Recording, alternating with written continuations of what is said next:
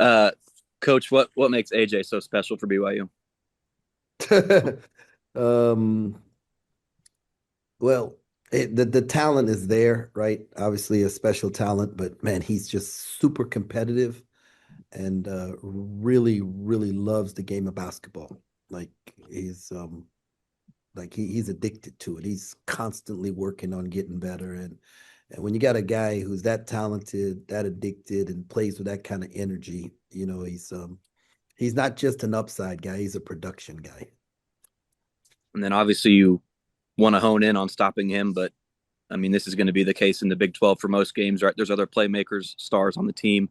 How much of a challenge is it to try to let the other guys beat you as well? Well, yeah, I mean, that's what makes them a top 10 team in the country is that they have, multiple weapons and you can't just focus in on one person. And, really good players, they're going to get their numbers. You just try to make it hard on them, as hard as you can on them, that they don't get like easy buckets, whether it's transition or where you miss an assignment, it's an uncontested thing. Um, but you know, some of the other guys are really good players too, Saunders and Wright and they're stacked, man. So it's gonna be a war. It's gonna be really we have a tough task there. And I told the guys this today, and I'll say, they're a really good team. But you know what? So are we. And so that's what this great league is about. It's about seeing who can be the most competitive every night for 40 minutes. Thank you. Jerome, what would you say stands out to you most about the Big 12 as you look at it this season with so many ranked teams at the moment?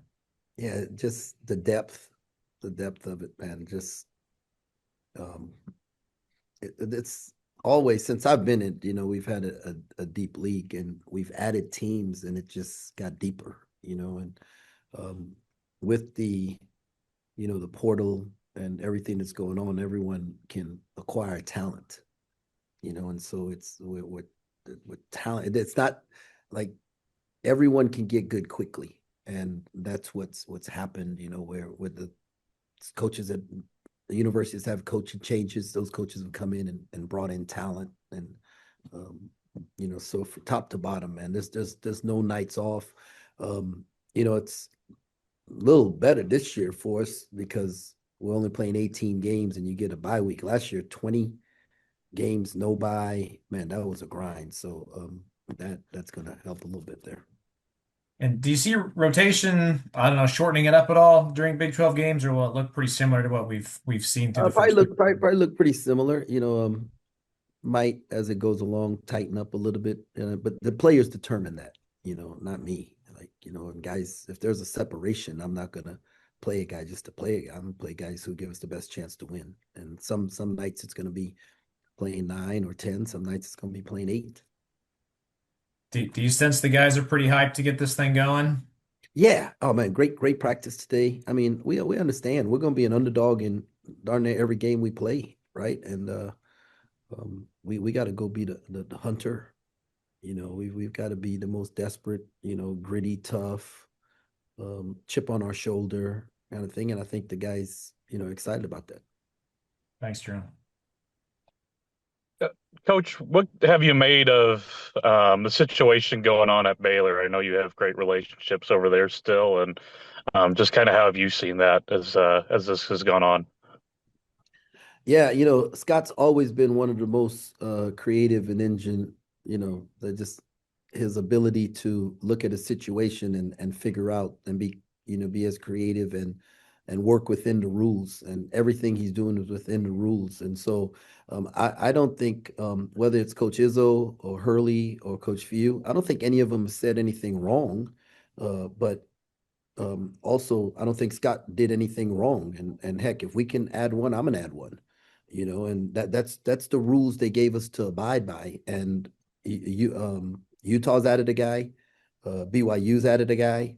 They're gonna be and BYU the guy who went to BYU, Houston was recruiting him too. So, I mean, it's this is what it is. This is the landscape they gave us to operate in, and I agree with Pat Kelsey in that, like, if it's not against the rules, what's anybody upset about? And if you choose not to do that for your program, that's you, right? Like, and more power to you, But the statement that was made about us messing up an American institution, like, come on, man, like.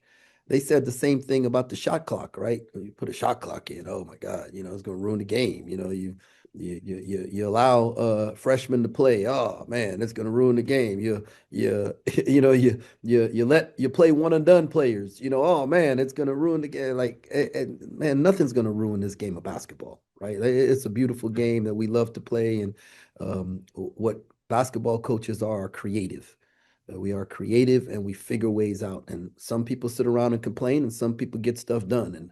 And I'm on the get it done side of things. And so I'm with Scott. I called him and I told him, man, hey, dogs don't bark at parked cars, right? So keep it rolling. And I'm hoping we can land somebody that makes people even more pissed off than they are right now. So that's what we're doing. And it's just the rules they gave us to operate by. And when they give us different rules, we'll operate within those rules. So, but like everybody's talking about like just the bad stuff about college basketball. I want to take a moment, man. Like I want to brag on my team, right? Like we had a 3.1 GPA this semester, right? Like that was an incredible job by our guys in the midst of everything that's going on. We're gonna have donated close to $10,000 to Cats Cupboard here on campus as a basketball team, right? This is the players and staff and all that. Like we've taken part in the homecoming parade. We're reading at elementary schools. We've done Special Olympics, Catbacker Kids Clinic.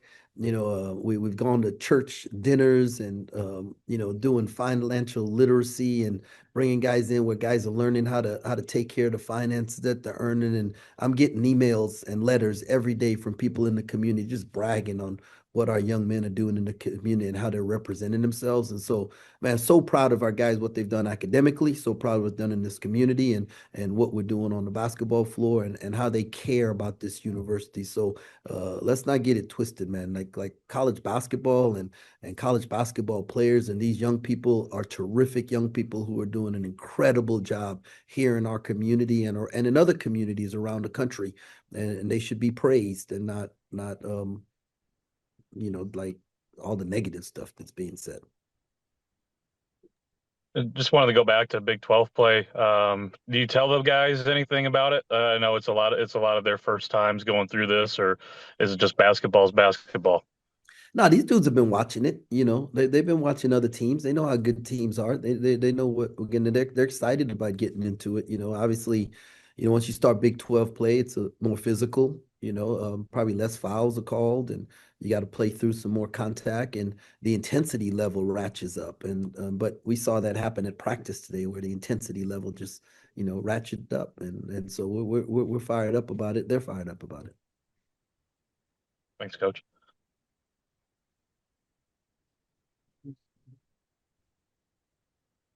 Anything else for Coach? Just real quick, you said you do the same thing as Coach Drew. Are you talking about you're looking for guys to add this midseason or down the line?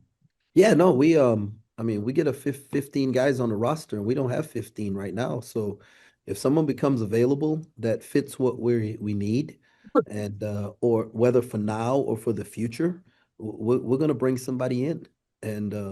And if not, then we'll in the future. Like we're looking at every avenue, whether it's uh, professional players from overseas, whether it's guys in the G League, whether it's guys who went undrafted or drafted even and are not playing. I mean, whatever the rules allow us to do, we're going to flip every rock and try and figure it out. So I mean, that's our job. Like K-State pays me to do the best job for Kansas State, not to meet the court of public opinion out there.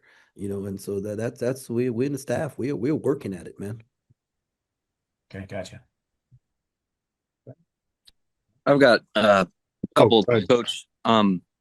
Is it still status quo on Moby right now?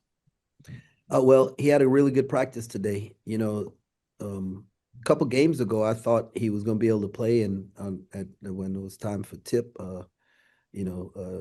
Luke said Moby's a no-go. And so last game, Luke thought he could play, but I just, it was like he didn't like practice fully the way, and I didn't want to put him in that situation. But he had a great practice today. So we'll see how the next couple of days go. Okay. And then the players era and the way that some of these events and the non-conference are going with money and the focus there. I wanted maybe your thoughts on that. And, do you ever see like your program going back to the Caribbean in the future?